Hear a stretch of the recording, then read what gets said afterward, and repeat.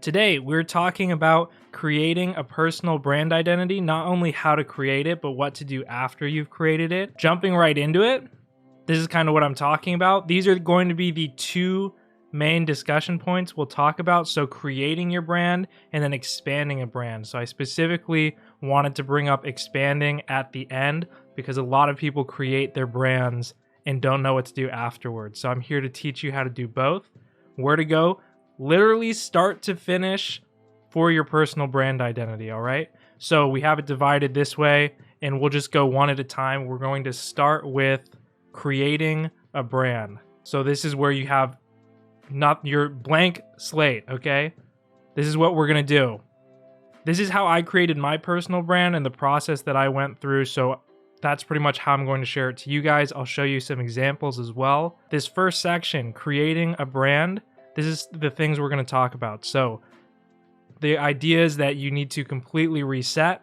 You need to find your personality, connect the dots, and differentiate. Right now, those might not make a whole lot of sense currently, but as we move forward, I'll explain each one.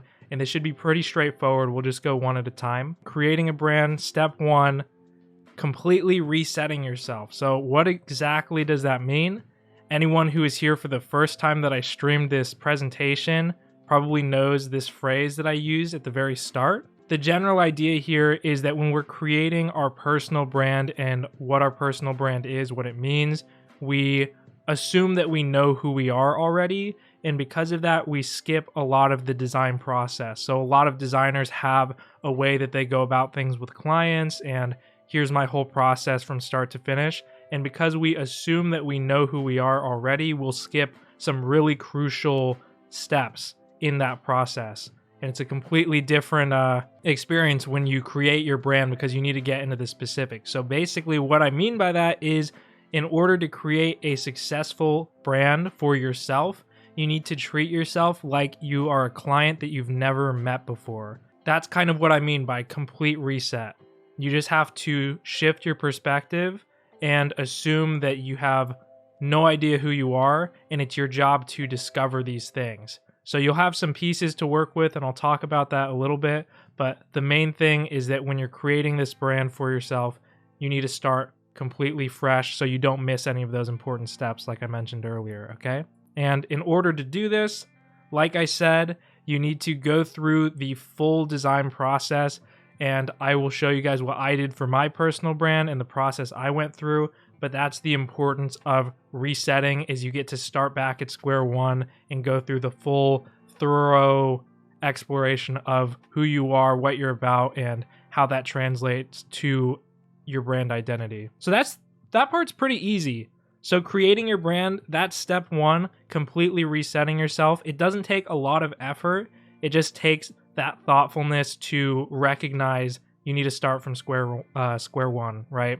That part is pretty easy. Some of these steps will be very easy. You just need to recognize them first and just apply them to your personal brand as you're creating it. This is where it gets a little bit tougher, and that's finding out what your personality is. So once you've pretended like you're a client and you're like, okay, I need to figure out who I am, that's what I'm talking about, finding your personality. And I mentioned that in order to do that, you need to go through the full design process.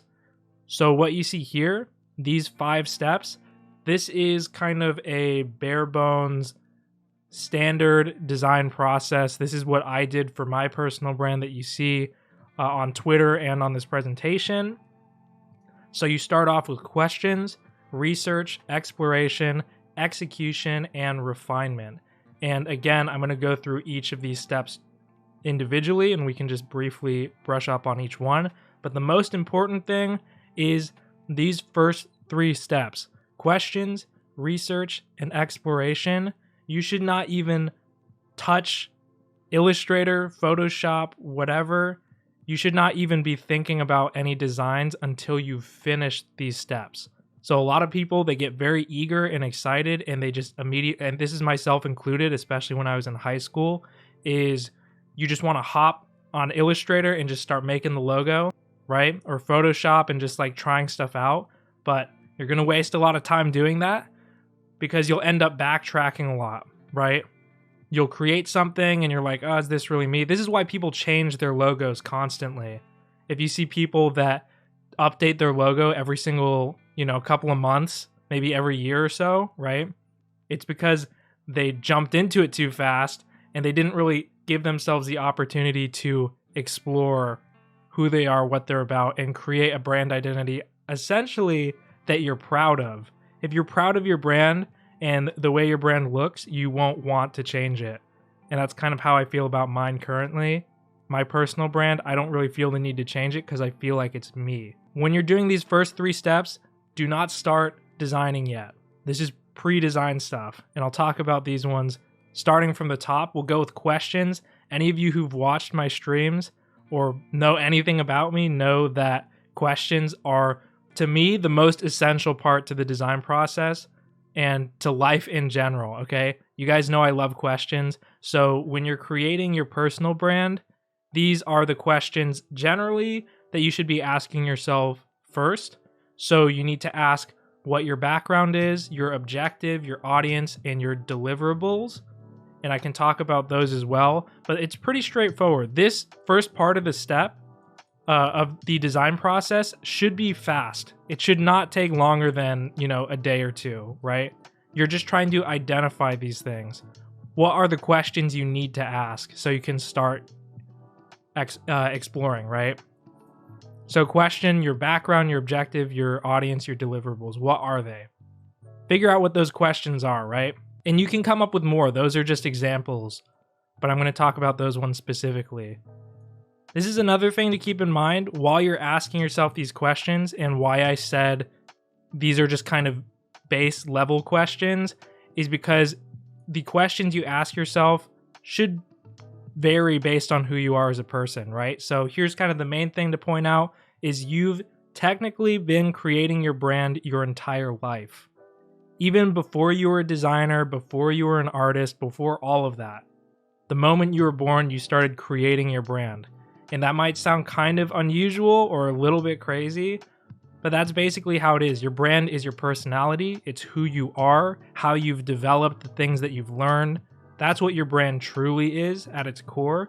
And you've been pretty much going through that process your entire life. You've been discovering things, figuring out what you love to do, what inspires you. So this is why the design process is important, is because your job as a designer, treating yourself as if you're a client, is to identify what those things are. What are those moments throughout your life that should go into your brand?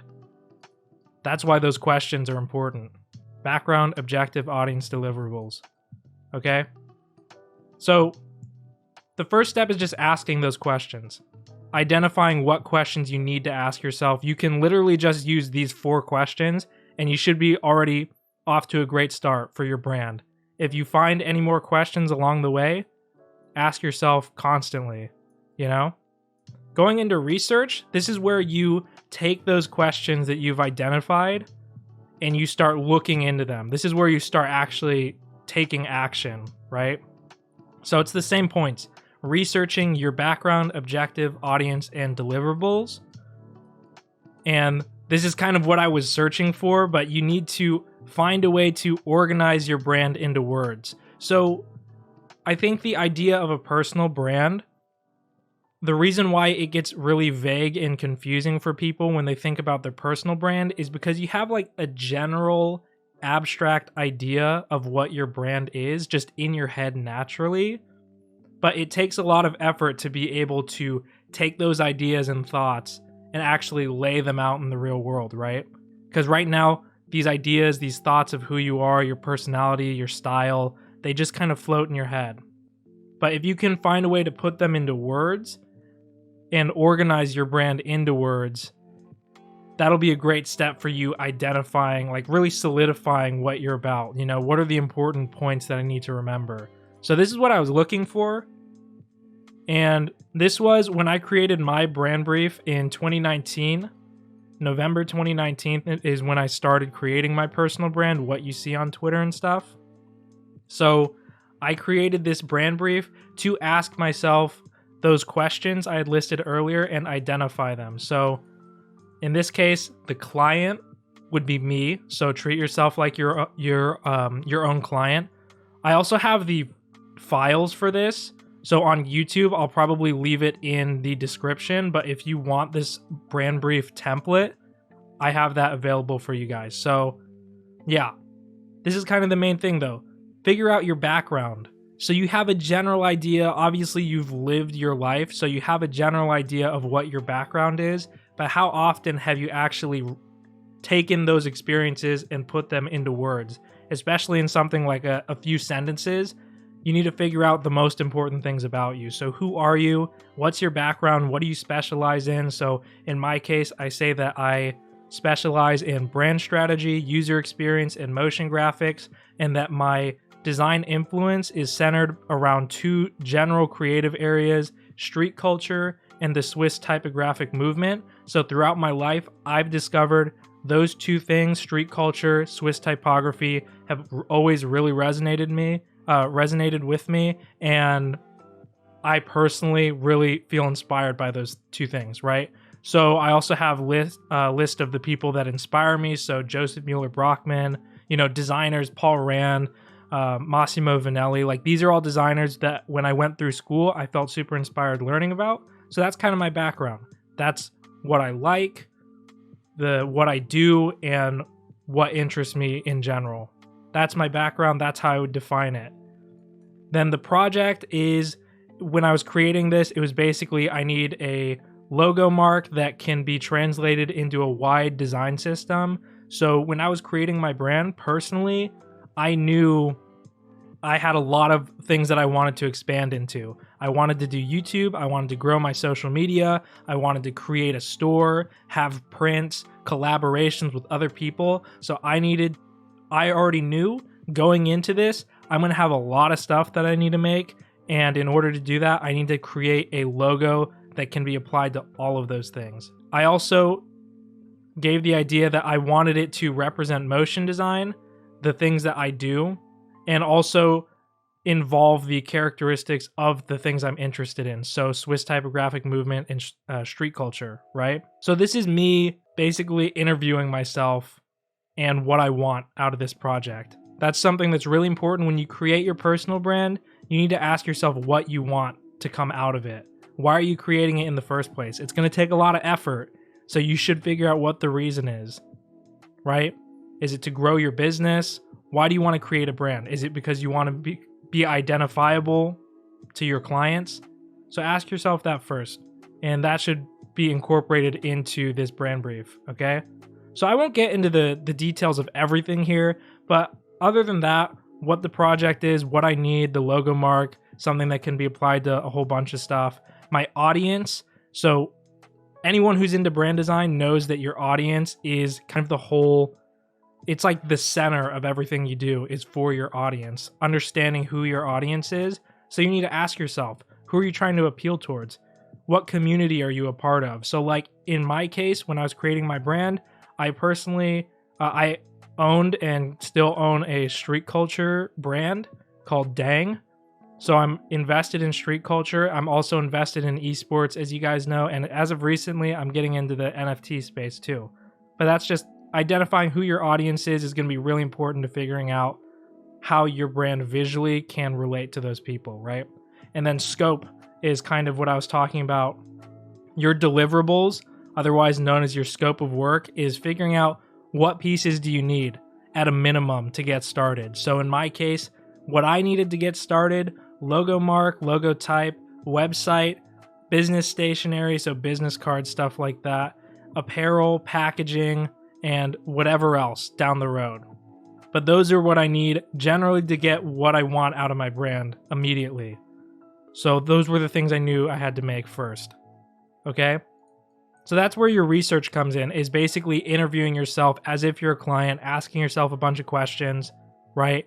And essentially, like I had said, take everything about your brand, about who you are, your background, interests, and find a way to put it into words is going to be super, super important. Okay? So that's questions, that's research. Once you've done that little self-interview and you have a good sense of who you are as a person, right? You feel like you know yourself like the back of your hand. you can move on to exploration. And exploration, that's where it starts getting fun. The questions in research, unless you really love asking questions, it's not going to be that fun. It's going to be kind of a pain, and that's why people skip it, but it's two of the most important pieces. But this is where you can start having fun. Exploration. So mood boards and sketching. If you guys haven't created mood boards, obviously anyone who's made mood boards in their design process knows how important it is. So this is what I was looking for.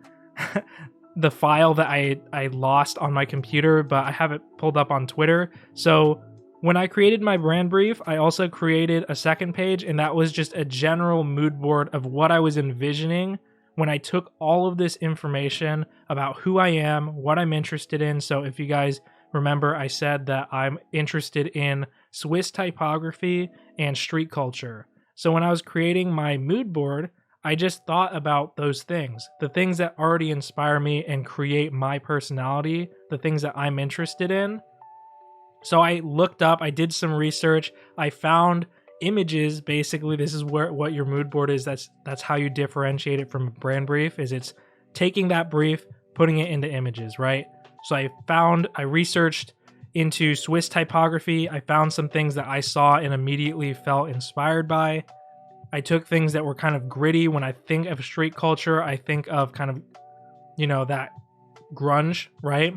That you just naturally get from like streetwear. And I incorporated those two things into the mood board. So like I have images of New York City's subway system here. I have images of just some nice Swiss typography from like Joseph Mueller-Brockmann and like famous people who have been in that field way back when. And that's what I used to create my mood board. This is kind of a very bare bones mood board. Obviously, when you're creating your mood board, and most of the time I use Pinterest, this was more just for presentation, but you want to have tons of images. You want to really understand what your brand looks like in your head visually, right? So I think this is like 9 or 10 images. And the main thing to keep in mind when you're creating a mood board is that word specifically in that phrase, mood. So you want your mood board to have a consistent mood to it.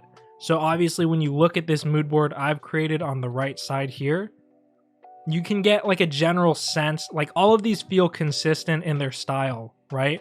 So when you create a mood board, if things start looking out of place, then it probably means that your personality is starting to get inconsistent. This is where you need to narrow down and create, ideally, a composition out of all of the images you've collected. So like visually, it should look appealing when you create a mood board because it's creating one consistent mood out of it. So that's another really important thing to keep in mind, right?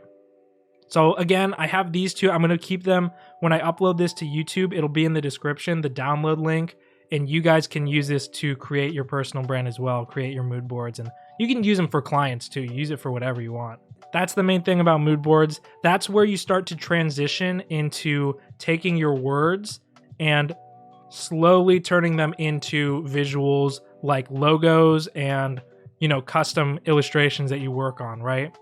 But a mood board is a great way to bridge that gap, because it doesn't take a lot of effort. The images are already made. You're not really creating something yourself. It's just a good transition to start thinking visually, to start thinking abstractly about your work, right? And then sketching, I feel like I don't need to get super into this, but like most designers now know the importance of sketching. So that's just like sketching out your logo. What would like your brand look like if you were to translate your mood board into your own, like, I guess, visuals or your own words? How would you sketch it out, right? This is where you just start putting your brain into your mood board. So instead of taking other people's ideas, other people's work, you're starting to create your own work. That's where sketching comes in. Obviously, you guys know that. I feel like I don't need to get too much into sketching, but that's just part of the exploration process, right? And yeah, so this is kind of what I've been talking about. The importance of this is that you're visualizing your personality. So that self-interview, that self-reflection that you did, you're able to start thinking about how that personality would look. How would someone else see that personality that you've described in your brand brief? Otherwise, when people see it, it's going to get confusing, right? And then execution, This is what's so veteran designers, people that have been designing for a long time, should know that when you get to the execution phase where you start creating the logo, realistically, this should feel like it's the easiest part. When you start out as a designer, for whatever reason, execution seems like the most difficult thing to do. But here's the thing, you're not just going through these previous steps just to go through them.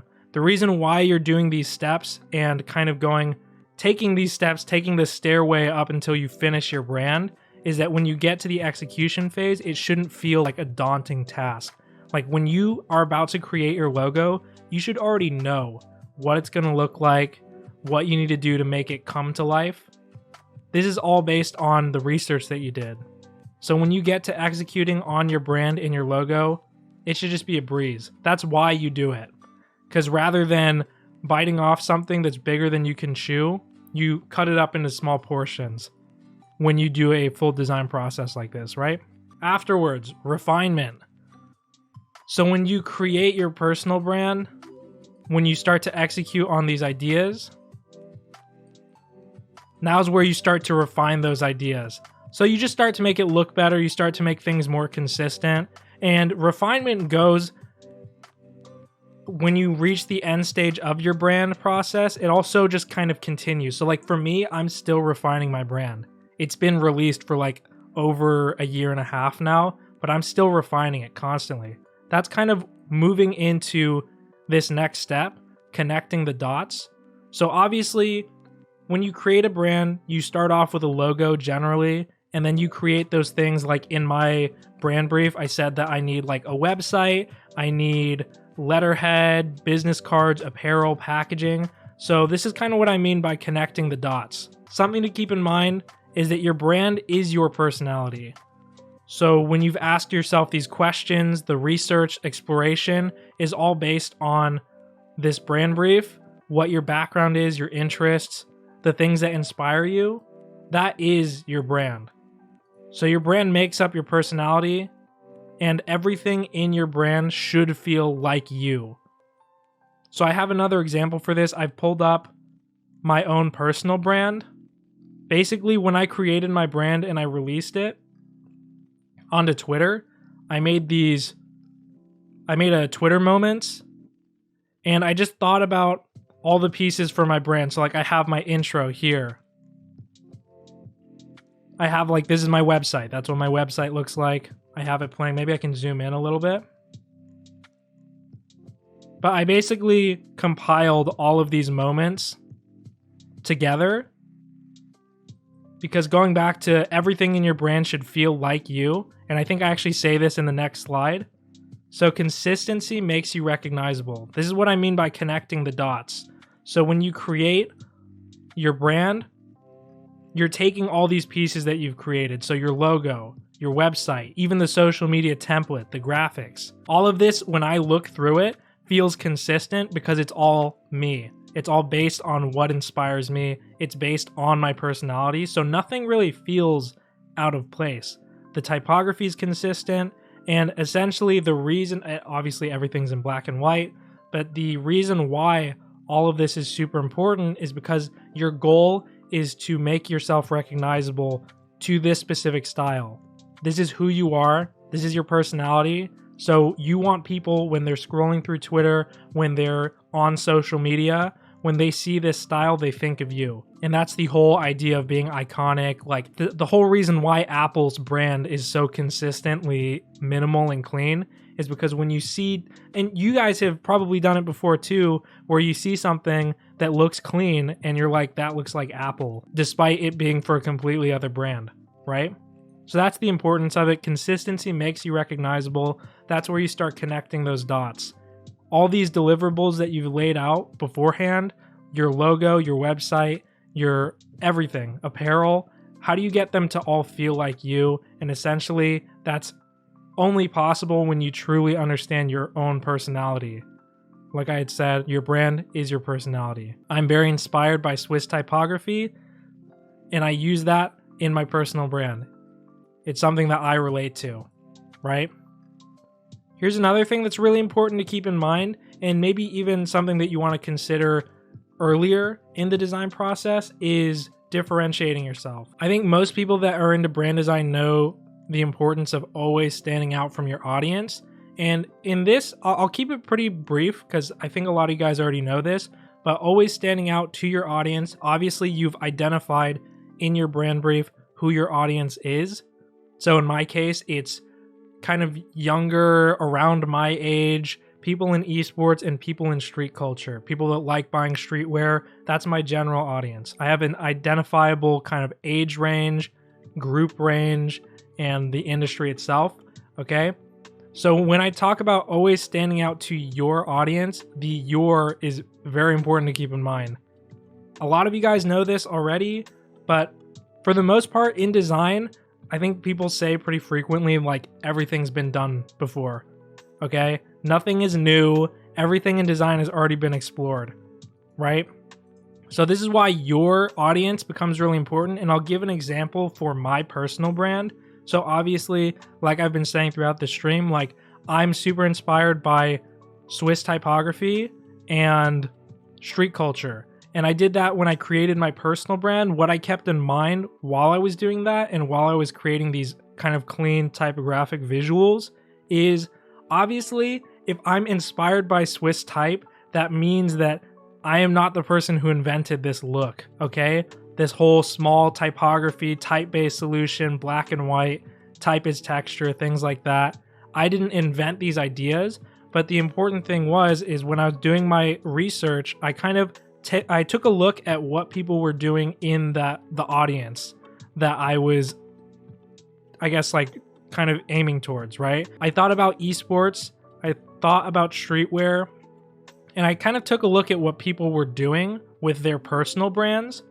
So like in esports specifically, I didn't see a lot of people whose personal brands were based on typography, like exclusively type-based solutions. That was super uncommon in that industry.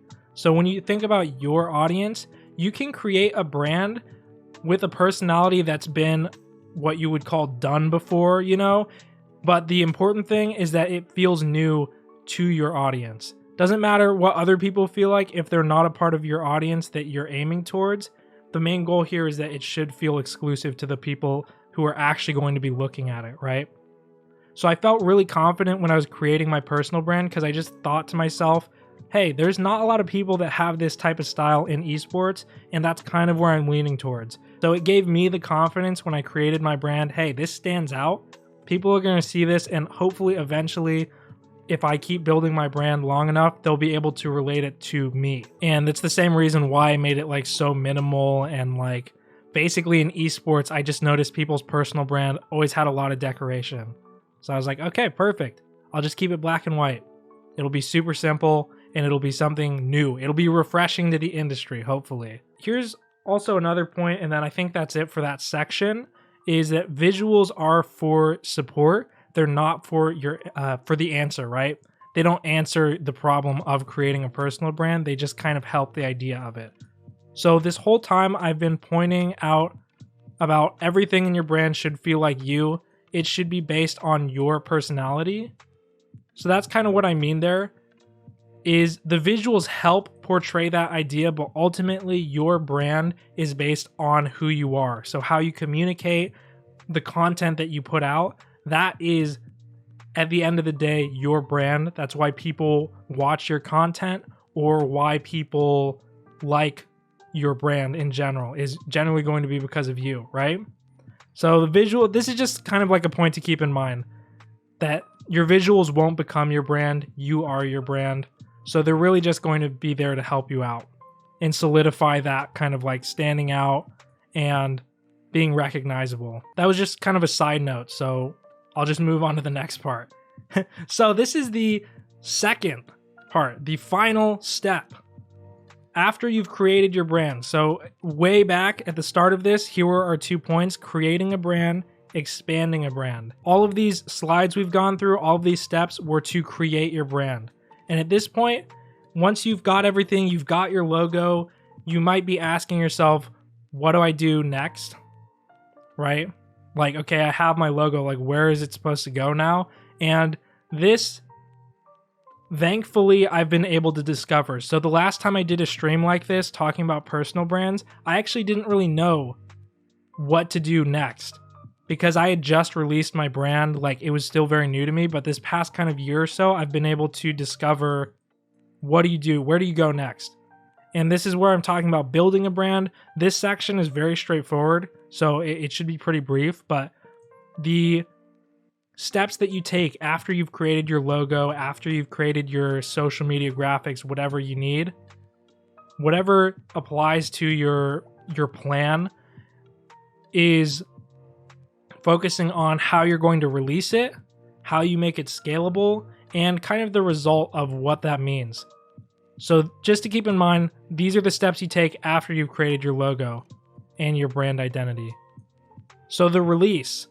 This part, I'm sure you guys have heard me talk about at least once, but I see so many people who spend months, maybe even the whole year, maybe even many years, working on building their personal brand, and then they put so much effort into building it, to creating it, that when they release it, they put no effort into like creating a campaign. So like your brand personality, your brand in general, when you release it, when you decide to, put it out in the world and everybody can see the work you put into it, that's a big moment. That's a big opportunity that you don't want to waste. So I'm telling you now, just as a side note, when you create your brand, do some type of campaign.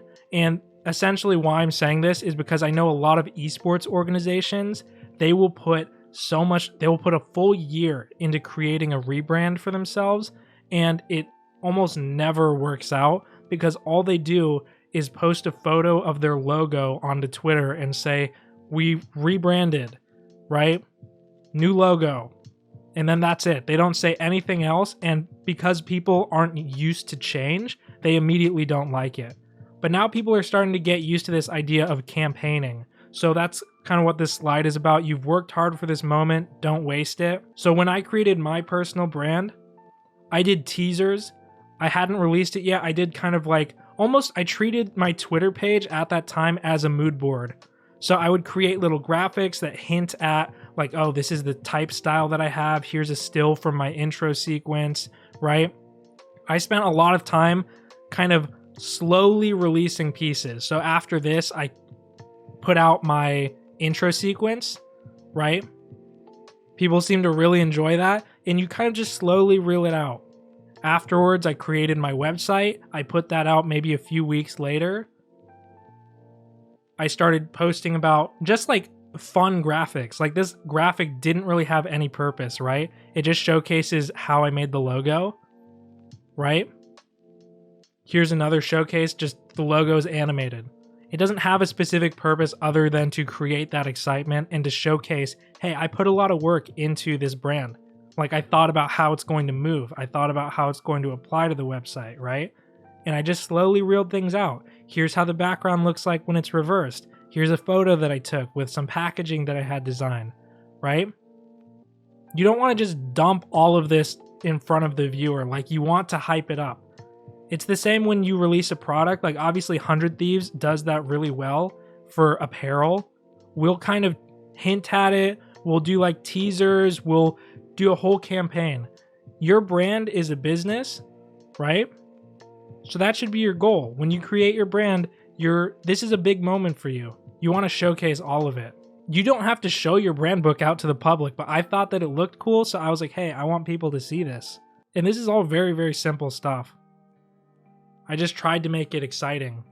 So that's kind of what I mean. You worked hard for this moment, don't waste it. That's the release. When you create your brand, that's how you want to lay it out. You want people, essentially, when you do your brand release, people should feel how much effort was put into it. If you just post your logo and nothing else, nobody's going to feel anything. They're just going to see a logo and be like, man, they put no effort into that. That logo, I mean, my logo is literally an arrow. Like, if I were to just post that, it would get no love because it's just an arrow. It means nothing. But if I can show people, hey, I created a brand brief for it. I created a mood board for it. I created all these graphics that I focused on making consistent. When I created my Twitter moments, that was one of my main goals. When I scroll through this, does it consistently feel like a brand? Does it feel like it's one product, right? So I put all of my effort after I'd created the brand. I was exhausted, but I knew this was a moment that you could not waste. It was not an opportunity you could waste. You have to make it exciting for people. Here's what I've learned recently this past year, now that I've created my brand, and something that's important to especially the NFT scene. This is kind of what sparked my inspiration for doing this stream, is the whole NFT.